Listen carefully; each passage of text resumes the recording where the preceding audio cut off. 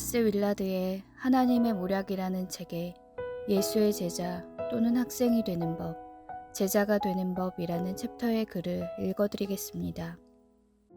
밭과 진주. 예수님께서는 밭에 감추인 보화를 발견하고 기뻐하며 자기 소유를 다 팔아 그 밭을 사는 사람과 극히 값진 진주 하나를 만나 자신의 모든 소유를 팔아 그것을 사는 장사꾼의 비유를 통해 제자도를 선택하는 영혼의 상태를 완벽하게 표현하셨습니다. 이 짧은 이야기들은 우리가 일상에서 흔히 경험하는 새 것과 옛 것을 통해 천국의 진리를 가르치시는 예수님의 방식을 잘 보여주며 발견된 가치에 대한 깊은 애정과 그 선택을 통해 얻게 될 엄청난 유익에 대한 기쁨과 흥분이 담겨 있습니다. 이와 같은 영혼의 상태는 오랜 옛날 예수님께 마음이 끌렸던 이들의 모습과 정확히 일치하며 오늘날에도 제자도는 단순히 의무나 짐이 아니라 세상 무엇과도 바꿀 수 없는 최고의 가치를 발견한 자의 자발적이고 효과적인 선택을 통해 시작됩니다. 오늘 우리에게 주신 말씀은 에스더 6장 6절부터 14절까지입니다. 하만이 들어오거늘 왕이 묻되 왕이 존귀하게 하기를 원하는 사람에게 어떻게 하여야 하겠느냐. 하만이 심중에 이르되 왕이 존귀하게 하기를 원하시는 자는 나 외에 누구리요 하고 왕께 아뢰되 왕께서 사람을 존귀하게 하시려면 왕께서 입으시는 왕복과 왕께서 타시는 말과 머리에 쓰시는 왕관을 가져다가 그 왕복과 말을 왕의 신하 중 가장 존귀한 자의 손에 맡겨서 왕이 존귀하게 하시기를 원하시는 사람에게 옷을 입히고 말을 태워서 성중 거리로 다니며 그 앞에서 반포하여 이르기를 왕이 존귀하게 하기를 원하시는 사람에게는 이같이 할 것이라 하게 하소서 하니라. 이에 왕이 하만에게 이르되 너는 내 말대로 속히 왕복과 말을 가져다가 대궐문에 앉은 유다 사람 모르드게에게 행하되 무릇 내가 말한 것에서 조금도 빠짐이 없이 하라. 하만이 왕복과 말을 가져다가 모르드게에게 옷을 입히고 말을 태워 성중 거리로 다니며 그 앞에서 반포하되 왕이 존귀하게 하시기를 원하시는 사람에게는 이같이 할 것이라 하니라. 모르드게는 다시 대궐문으로 돌아오고 하만은 번뇌하여 머리를 싸고 급히 집으로 돌아가서 자기가 당한 모든 일을 그의 아내 세레스와 모든 친구에게 말하매 그중 지혜로운 자와 그의 아내 세레스가 이르되 모르드게가 과연 유다 사람의 후손이면 당신이 그 앞에서 굴욕을 당하기 시작하였으니 능히 그를 이기지 못하고 분명히 그 앞에 엎드러지리이다. 아직 말이 그치지 아니하여서 왕의 내시들이 이르러 하만을 데리고 에스더가 베푼 잔치에 빨리 나아가니라. 아멘.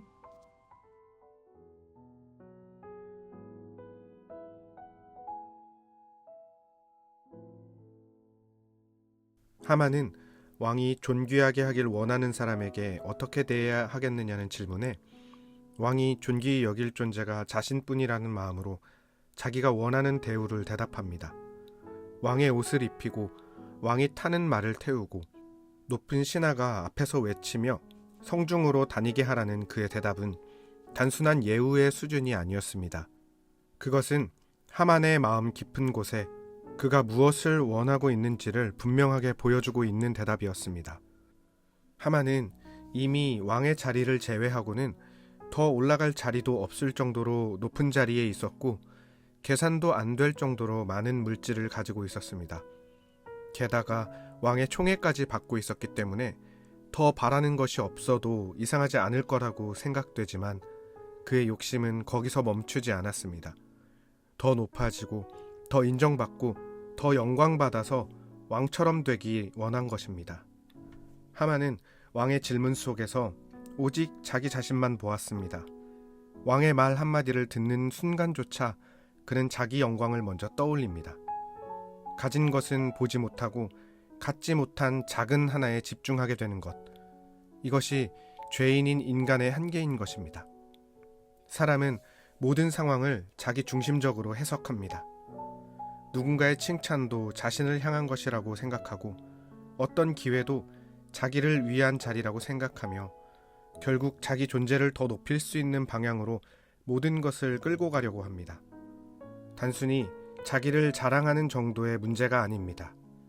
교만은 잘난 척하는 게 아니라 하나님보다 자신을 더 크게 바라보는 상태, 하나님 없이도 내가 할 수 있다고, 내가 소망을 만들 수 있다고 생각하는 상태인 것입니다. 단순히 많이 가지려는 것이 아니라 자기가 주인이 되려고 하는 심성이라는 것입니다. 하만의 마음은 이미 왕의 자리 가까이 올라와 있었습니다. 그는 왕의 신하였지만 마음속에서는 왕처럼 높아지고 싶어 했던 것입니다. 그러나 하나님은 하만이 생각한 방향과 전혀 다른 결과를 준비하고 계셨습니다. 하만은 자기 인생의 가장 높은 순간이 시작된다고 생각했지만 하나님은 하만이 기대하는 반대로 일을 행하기 시작하십니다. 하만과는 전혀 다르게 모르드게는 아무도 기억하지 못하는 사람처럼 보였습니다.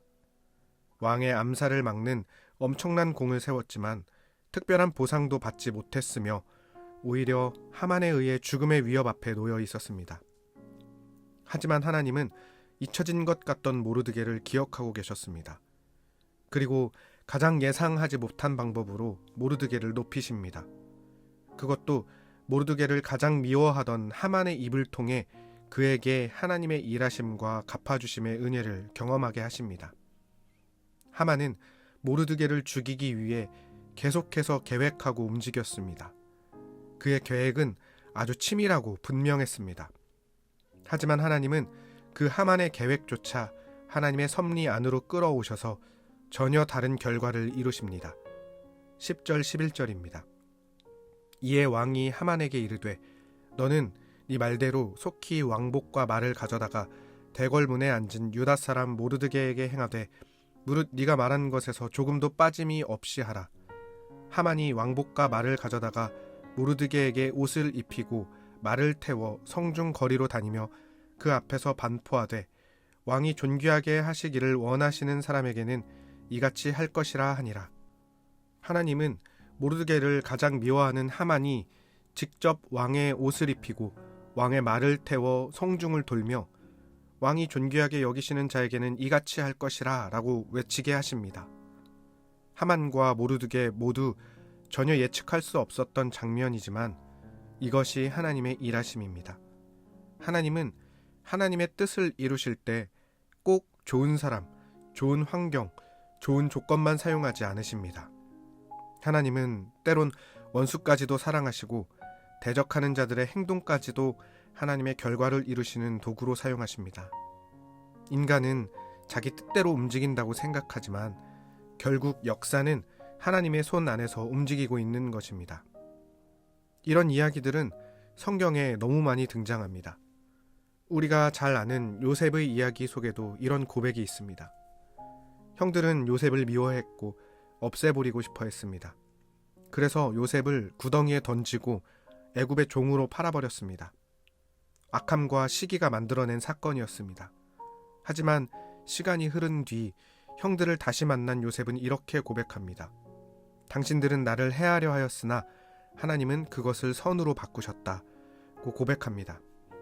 형들은 자기 악함을 모두 쏟아내며 행동했지만 하나님은 그 악한 행동까지도 사용하셔서 하나님의 백성을 살리는 길로 이어가셨습니다. 그래서 바울도 로마서 8장 28절에서 하나님을 사랑하는 자, 곧 그의 뜻대로 부르심을 입은 자들에게는 모든 것이 합력하여 선을 이루느니라 라고 고백할 수 있었던 것입니다. 여기서 말하는 모든 것에는 우리가 바라는 좋은 일만 포함되는 것이 아닙니다. 우리가 실패했던 순간들, 후회했던 결정들, 예상하지 못했던 아픔과 억울함, 심지어 우리를 대적했던 사람들까지도 일하게 하셔서 하나님의 선, 하나님의 뜻을 이루신다는 표현입니다. 하나님은 그것들을 그냥 흘려보내지 않으십니다. 우리는 종종 어떤 사건을 보면서 이제 끝났다라고 생각하지만 하나님은 바로 그 자리에서도 하나님의 일을 계속 이어가십니다. 우리의 눈에는 무너짐처럼 보이는 순간조차 하나님 손 안에서는 하나님의 뜻을 이루기 위한 과정이 될 수 있습니다. 이것이 믿음입니다.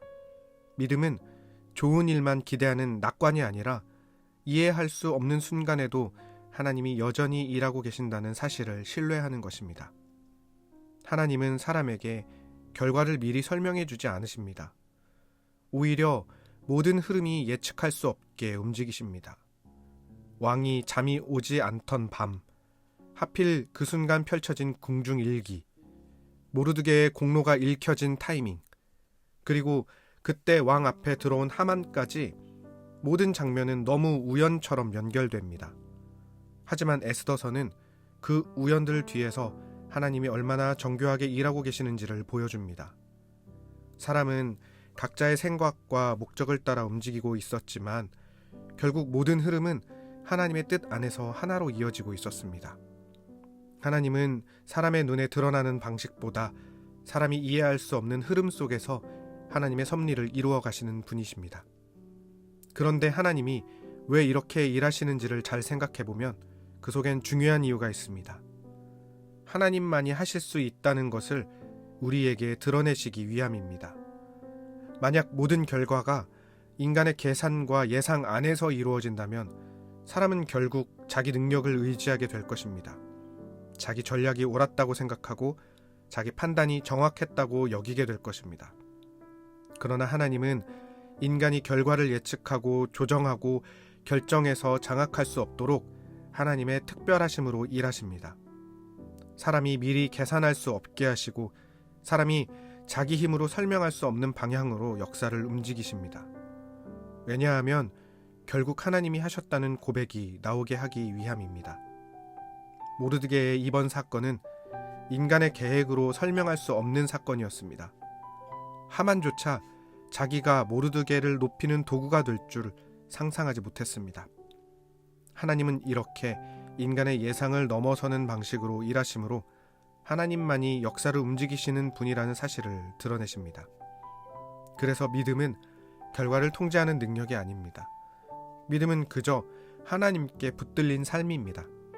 우리는 자꾸 미래를 알고 싶어하고 결과를 확신하고 싶어하며 안전한 길을 붙들고 싶어합니다. 하지만 하나님은 우리 삶을 언제나 계산 가능한 길로만 이끌지 않으십니다. 때로는 이해할 수 없는 상황 속으로 들어가게 하시고 예상하지 못했던 사람과 사건을 만나게 하시며 우리의 계획이 무너지는 자리까지도 지나가게 하십니다. 그러나 바로 그 자리에서 우리는 하나님이 어떤 분이신지를 배우게 됩니다.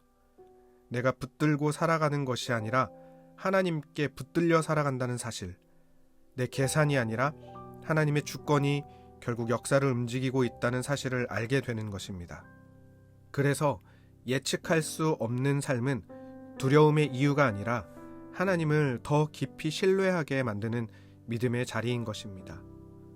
사랑하는 성도 여러분, 우리의 인생은 우리가 예상하고 계산한 결과대로만 흘러가지 않습니다. 때로는 이해할 수 없는 일들이 일어나고 전혀 기대하지 않았던 방향으로 상황이 움직이기도 합니다. 그러나 하나님은 모든 흐름 밖에 계신 분이 아니라 바로 그 한가운데서 하나님의 뜻을 이루시고 계시는 분이십니다.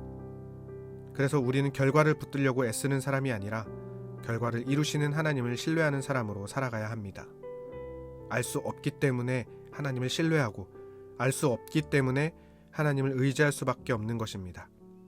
오늘도 우리의 모든 지혜와 경험과 예측을 뛰어넘어 일하시는 우리 하나님만 바라보는 귀한 날이시기를 바랍니다. 기도하겠습니다. 하나님 아버지, 우리가 결과를 붙들고 살아가려는 마음보다 하나님을 신뢰하는 믿음을 허락하여 주시옵소서.